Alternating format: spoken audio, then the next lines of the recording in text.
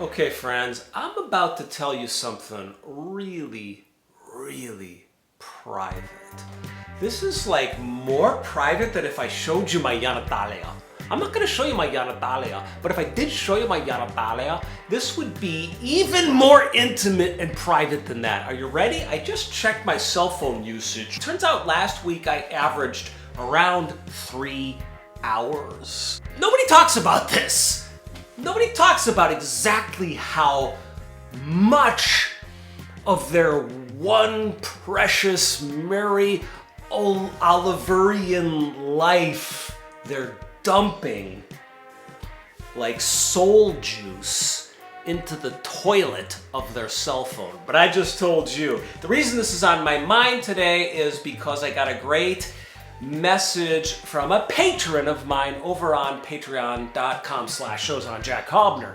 And this patron asked me a really nice question that I have been sitting with for a few days and finally decided I was going to answer with a video. So let's just read his question. Let's call this guy Frederick. Frederick says, I hope this is the right way, i.e. a message, to send over questions/topic suggestions. Right mindfulness is a key step on the path.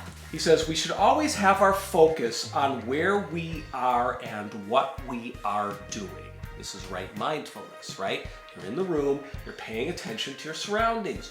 Your wife is sitting at the dinner table. You're not checking Twitter, checking Tinder, checking Facebook, checking CNN.com, checking DailyWire.com, checking Guardian.com. You're paying attention to your beloved, right? So that's what I think my friend Friedrich here is getting at. He says we should always have our focus on where we are and what we are doing. So what about listening to music while we work? This is such a simple, basic, and important question, because don't we all do that?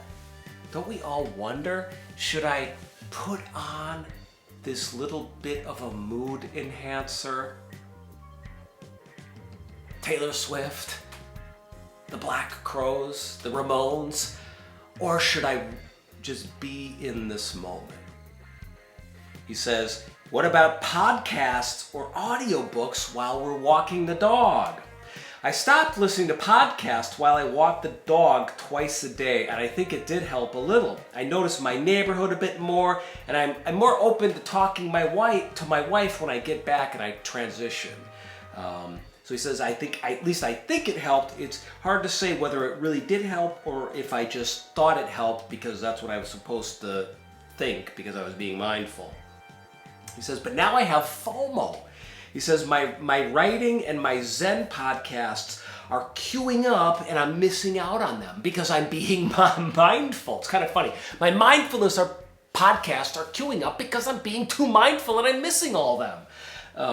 So he says, I know the answer here is to prioritize. Mindfulness is more important, and I only get 24 hours a day and 7 days a week, so I need to decide what matters. But any insight or rants are welcome. Well, my friend, I happen to specialize in the mindful rant, so thank you. Here we go. Earlier, I let you know something very private about myself. I stated that it was private or that if I showed you my genitalia, and I'm simply mentioning this now because I like saying the word genitalia, genitalia, genitalia, genitalia, genitalia, genitalia.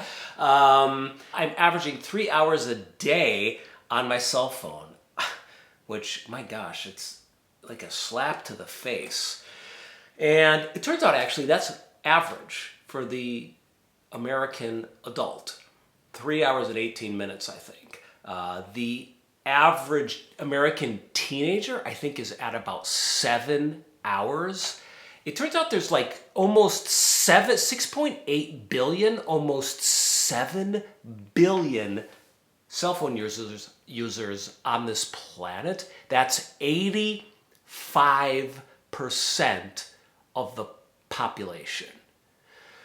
So I bring this up so that when we begin to think about mindfulness and cell phone usage and how we regulate information, our knowledge diet, all this stuff that we're all trying to do now suddenly since basically like 2008, I think, is when when the first touchscreen cell phone appeared? It's a new world, very recently. And I've been thinking a lot about what the human animal is, and we could call ourselves like Homo tools. I don't know what the Latin term for tools is, but we are these strange creatures that walk upright. I often think about this. I stand around in a Bila grocery store, and I just think about how strange it is that there are all these hominids walking around without any fur on their bodies, and they're wearing fake fur. That's what a t-shirt is, right? It's fake fur, right, to cover our bodies. And they're walking upright. There are so few animals on the planet that actually walk upright. And the most interesting thing is when you watch someone reach out and pick up a pack of weenies with their hands, and then you see the thumb, the opposable thumb. It's actually a kind of a tool, right?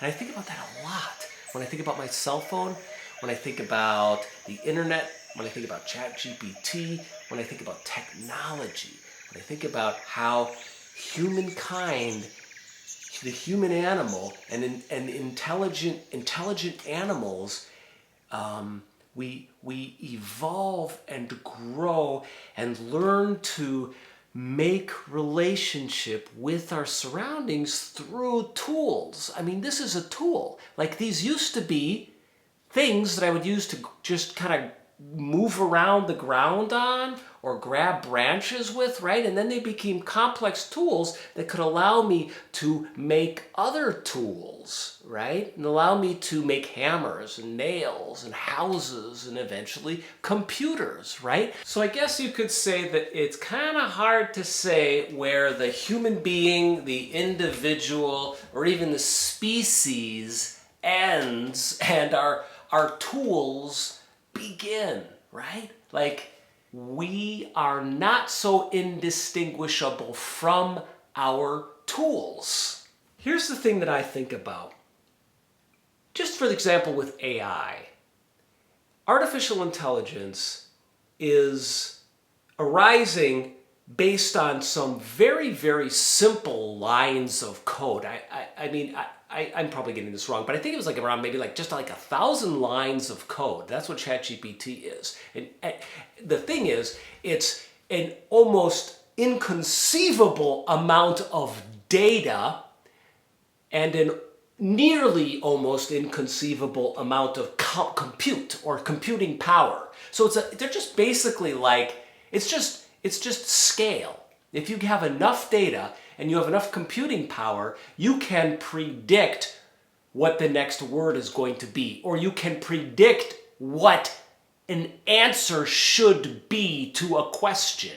And that's what ChatGPT does. It's basically the same type of algorithm that predicts the next word when you're typing into Google search, or you're in your word processing program and it's telling you what you want to say in your sentence, right? That's what I believe ChatGPT is, just at a much larger scale, right? So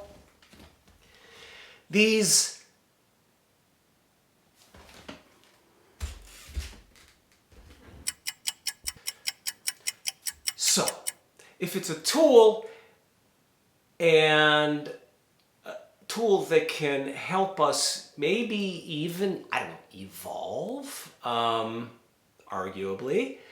How do we think about technology, and how do we think about it mindfully? I mean, I know for myself there are some things I have to watch out for. So it's not so much how much time I spend on my phone, but how much of the phone is getting into me. And recently my girlfriend said, I'm offline for 5 days, she told me. And she said, wow, it's weird and difficult. She said, I sit, and this is somebody who's not online that much because she's epileptic. Like, she's got to be careful with how much, like, she stimulates herself. So she's like, I'm just offline now. And She's like, I think about my death a lot.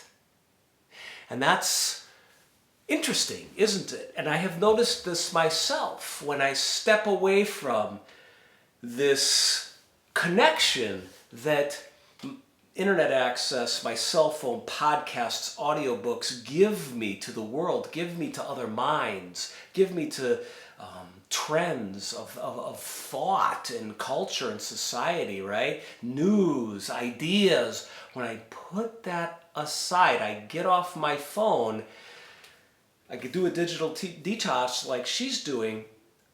Oh my gosh, it's interesting how there's a volcano of feeling usually that comes up in me.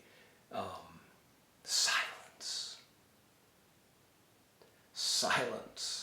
And in that silence, oftentimes there are fears of death, of my own sadness around my own insignificance and smallness, and feelings around my parents and their aging, right? Like things come up in that silence. And so in closing, I think for me, it's been never a question of how much I should or shouldn't practice direct mindfulness and taitoku is what we call it in Zen Buddhism, apprehending with the body. That's the word that we use in Zen as opposed to mindfulness, to apprehend with the body. And to do that, you need to be fully in your situation and in your surroundings, right? And so my patron was asking, well, if I'm fully in my situation and my surroundings, then should I just not listen to podcasts ever? Should I not listen to audiobooks? And my response is, don't lose touch with silence.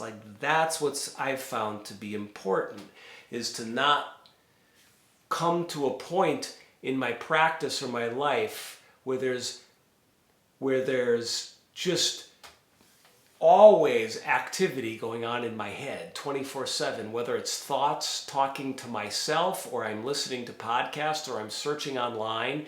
We have to find the place where there's silence, where there's no thoughts, no songs, no words, no content.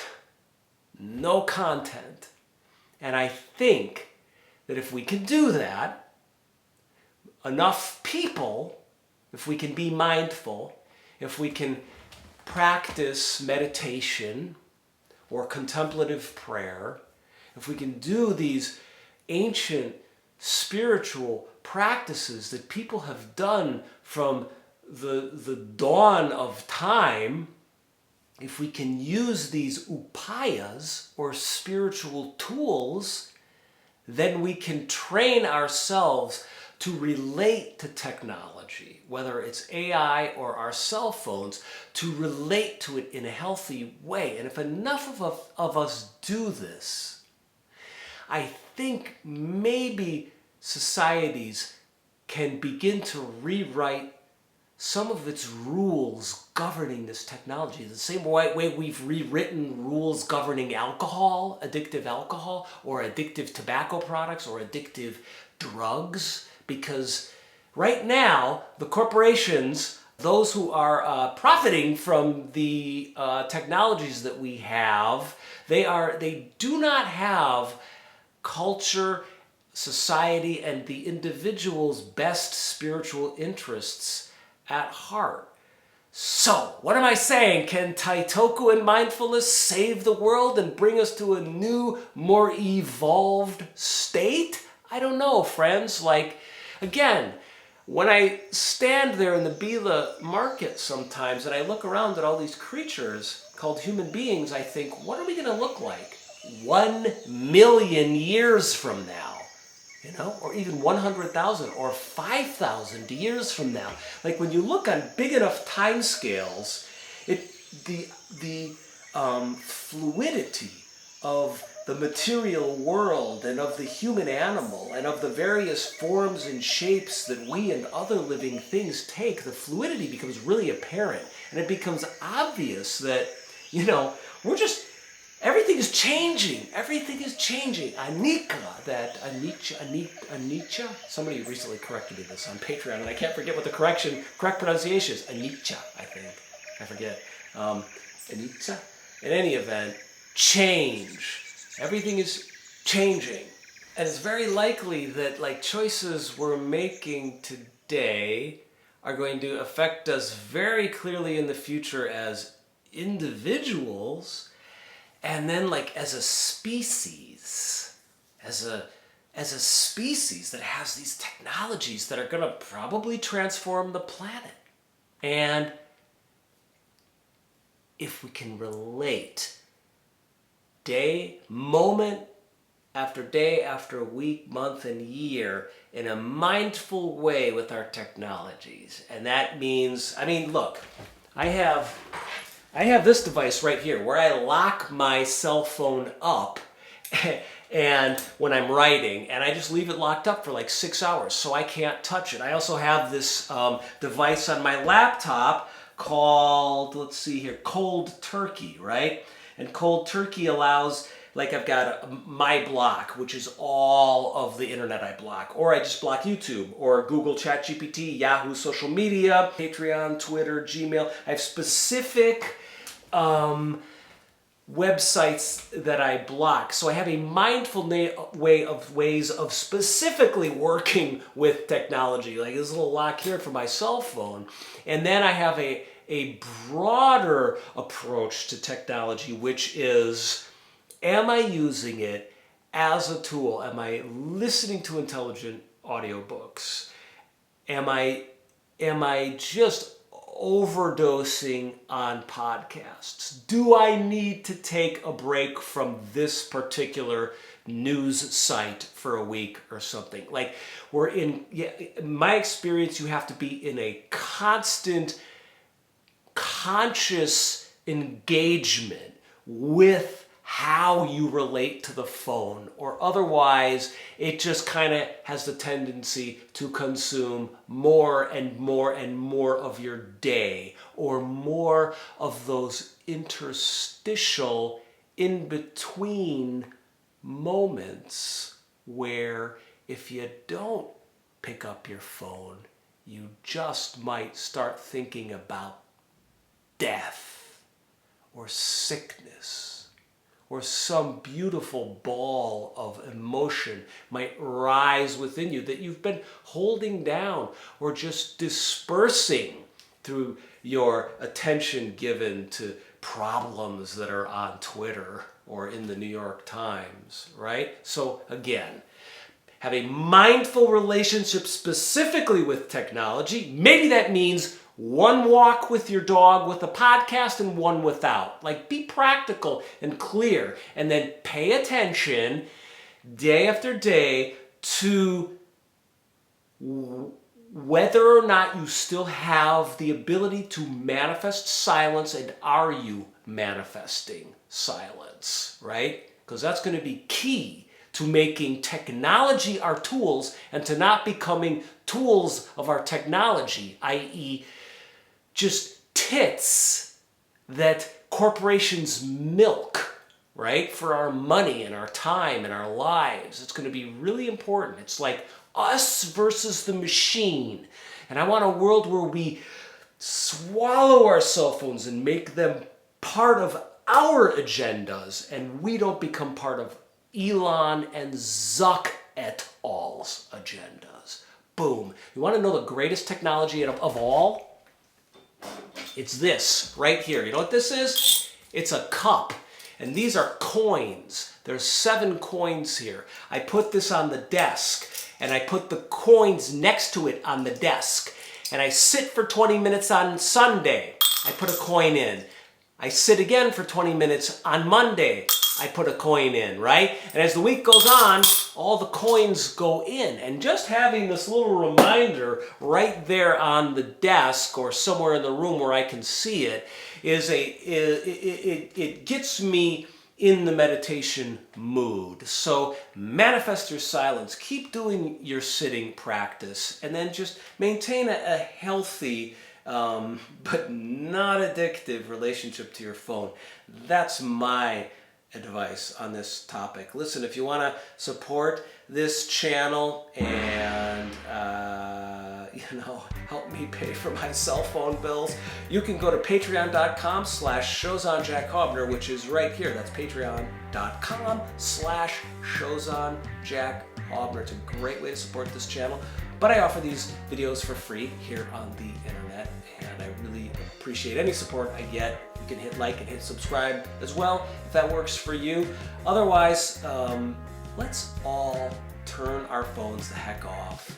Go sit someplace quiet and say hello to God for today, or Buddha or Allah, whomever, whatever first name basis you have with silence. Go do that now. Ciao, friends.